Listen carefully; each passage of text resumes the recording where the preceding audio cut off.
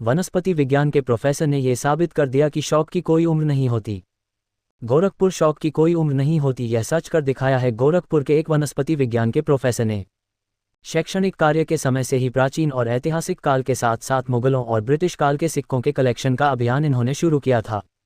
लेकिन जब वह रिटायर हुए तो उन्होंने इन सिक्कों का इतना बड़ा कलेक्शन अपने पास तैयार किया, जिसे देखकर कोई भी हैरान हो सकता है। करीब 2500 साल पुराने सिक्कों से लेकर मुगल काल के अकबर, बाबर, जहांगीर, औरंगजेब, अलाउद्दीन खिलजी, शेरशाह सूरी सभी के दौर के सिक्के उनके बेहतरीन एल्बम में बड़े ही ढंग से सजा कर रखे गए हैं। यही नहीं, हर एक सिक्कों की उम्र का भी विवरण इन्होंने एल्बम में प्रस्तुत किया है। तो ब्रिटिश हुकूमत के समय चलन में आए चांदी और तांबे के सिक्के उनके कलेक्शन की गैलरी की शोभा बढ़ाते हैं। आप जानकर हैरान होंगे कि यह रिटायर्ड प्रोफेसर सिर्फ सिक्कों के कलेक्शन के ही शौकीन नहीं हैं, इनके पास करेंसी यानी कि नोट का भी कलेक्शन बड़े पैमाने पर है। भारतीय नोट, चाहे वह ₹1 की हो या वर्तमान दौर की 500 और बीच के दौर का रुपया 2000, डॉलर, यूरो और अन्य देश की नोट भी उनके कलेक्शन का हिस्सा है। सच कह तो इन्हें शौक का राजा कह सकते हैं। कभी जो मुद्राएं राजाओं का शौक हुआ करती थीं, उनकी प्रतिष्ठा और पहचान को बताती थीं, वह प्रोफेसर कृष्ण कुमार पांडेय के शौक के कलेक्शन का हिस्सा है। वनस्पति शास्त्र के ये प्रोफेसर इतिहास के प्रति इतना रुचि रखते हुए सिर्फ यहीं तक नहीं रुके, उन्होंने अपने संकलन के हिस्से में डाक टिकटों का भी एक ऐसा संग्रह एकत्रित किया है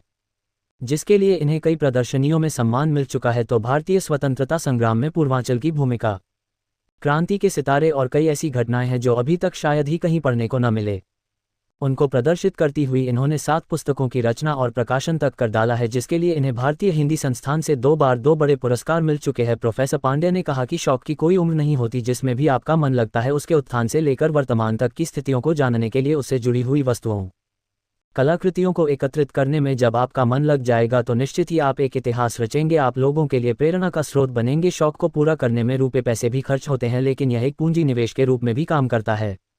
कभी कभी आपका शौक आपके किए गए खर्च से कई गुना सम्मान और धनराशि को भी आपकी झोली में पुरस्कार स्वरूप दे जाता है। इसीलिए सकारात्मक होकर अपने मन के शौक को पूरा करने के लिए लोगों को लगना चाहिए। 68 में मेरे ग्रैंडफादर का डेथ हो गया। मेरी माँ ने कहा कि उनके बक्से को ज़रा देखो उसमें क्या क्या है। मैं उस बक्से को जब देखने लगा तो उसमें मुझे कुछ उनके तरफ से दुर्लभ सिक्के उसमें उनके पास थे, वो मिले। मैंने उसको रख लिया अपने पास। और बाद में जब मैं इतिहास लेखन की तरफ आगे बढ़ा और कुछ ऐसे सहयोगों को मिला जहाँ से सिक्के मिल सकते हैं, तो उन सिक्कों को फिर मैंने बढ़ाना शुरू किया। और 4-5 साल के अंदर में जब एक जुनून बन गया, जहाँ भी मुझे सिक्का मिलता था मैं उसको ले आकर इकट्ठा शुरू किया।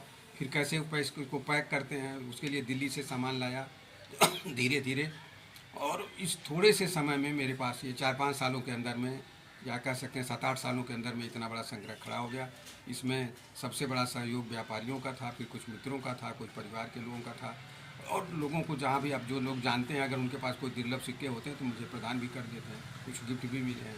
सर, आप शिक्षा विभाग में थे, फिर अचानक इस तरीके इस तरफ आ जाना, कलेक्शन करना, सर कैसे ये मूवमेंट हो गया? देखिए, ऐसा है कि मैं जब इंटरमीडिएट में था और पीएमटी इम्तहान देने गया था तो वहाँ एक लड़के ने कहा गोरखपुर में कुछ नहीं है। गोरखपुर में क्या है? तो मैंने कहा उसको कि जो गोरखपुर में है वो कहीं नहीं है। ये चीज़ उसकी मुझे चुभती रही वर्षों तक, दशकों साल तक। लेकिन जब मुझे मौका मिला इतिहास के उसमें जो है मैं घुसा इस फील्ड में, तो मैंने देखा कि गोरखपुर में गोरखपुरियत होने पर हर आदमी को गर्व होनी चाहिए। और इसीलिए मैंने किताबें लिखी। गोरखपुर में जो चीज़ है मैं कहता हूँ कि भारत में विश्व में कहीं नहीं है। केवल उसको समझने की ज़रूरत है। वही है कि जिस आदमी के हाथ में हीरा हो और उसको शीशा समझ करके उसका मूल्य नहीं जानता है, और जो उसको व्यापारी समझता है तो वो तराश करके उसको हीरा बना देता है। मैंने वही काम किया है कि गोरखपुर क्षेत्र में ऐसे ऐसे महापुरुष हैं जो दुनिया भारत के किसी भी शहर में नहीं है।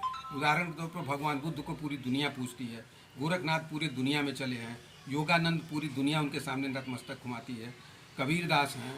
तो ऐसे ऐसे लोग हैं, गीता प्रेस है। लेकिन यहाँ के लोगों को सबसे बड़ी बात है कि वो गोरखपुर छोड़ करके और पलायन कर रहे हैं। तो मैं इस चीज़ को के लिए सबके सामने इसको उजागर करता हूँ कि जहाँ जिस अपनी मातृभूमि को आप छोड़ रहे हैं, भगवान राम चाहते तो लंका में रह सकते थे, लेकिन नहीं, उनके लिए अयोध्या प्यारी थी। तो मैं सब ये संदेश देना चाहता हूँ गोरखपुरियों को कि गोरखपुर में जो चीज़ है वो कहीं नहीं है। आप गोरखपुरी होने पर गर्व करें और इसकी विरासत को लेकर के सर, जो संग्रह की अगर बात करें तो संग्रह में आपके संग्रह में क्या खास है? कितने पुराने सिक्के हैं, कहाँ कहाँ के सिक्के हैं? भाई, मेरे संग्रह में मैंने बताया कि आहत सिक्के जो 5वीं 6वीं ईसा पूर्व हैं वहाँ से ले करके, और फिर धीरे धीरे सदियों बाद आकर के गुप्ता पीरियड में, हर्षवर्धन पीरियड में, फिर आगे चल करके मुगलों में जो है वो खिलजी के सिक्के और तुगलक के सिक्के, शेर शाह के सिक्के, ये सब दुर्लभ ही सिक्के हैं जो अपने शेर शाह ने जो है रुपया शब्द पहली बार दिया था। फिर हम पाई, कई लोगों से पूछे कि पाई क्या होता है, अभी भी तमाम लोग नहीं बता पाते थे पाई। लेकिन जब पाई मुझे मिल गया शेर शाह के ज़माने का, उसको पाई लिखा हुआ है। और फिर उसके बाद अंग्रेज़ों ने पाई बनाया और पाई को पढ़ने में लिखा हुआ है 1/12 आना, मतलब 1 पैसे में 3 पाई हुआ करती थी। ये तमाम विद्वानों से मैंने पूछा, कोई नहीं बता पाता। तो इस तरह से ये एक ऐसी चीज़ है जिससे ज्ञान भी वर्धन होता है और साथ साथ जो आपका इन्वेस्टमेंट है उसकी भी वैल्यू बढ़ती है। अगर हमने एक मान लीजिए कि इस समय उसके किसी सिक्के को 100 रुपये में खरीदा, 10 साल बाद उसका दाम 500 हो जाएगा। तो इस तरह से एक तरह से इन्वेस्टमेंट भी है और शौक भी है। और देखने के बाद जैसे अपनी किसी रचना को कोई देख करके कलाकार जितना, जैसे एक इतिहास उसने लिखा साहित्यकार ने कि किसान को जिस प्रकार अपने लहलहाते खेत को देख के आनंद होता है, उसी तरह से मुझे भी अपने कलेक्शन को देख करके आनंद होता है। समय समय पर जब थोड़ा मन विक्षिप्त होता है तो मैं अपने सिक्कों को खोल करके देखता हूँ और आनंदित होता हूँ और मुझे लगता है। आपका नाम और पद? मेरा नाम डॉक्टर कृष्ण कुमार पांडे है। मैं डीएवी पीजी कॉलेज में 40 वर्षों तक वनस्पत विज्ञान पढ़ाता रहा और वहाँ पर जो है प्राचार्य का कार्यभार 2 वर्षों मैंने किया और उसके बाद 13 में अवकाश प्राप्त किया और अब मैं पुस्तक लेखन के क्षेत्र में काम कर रहा हूँ।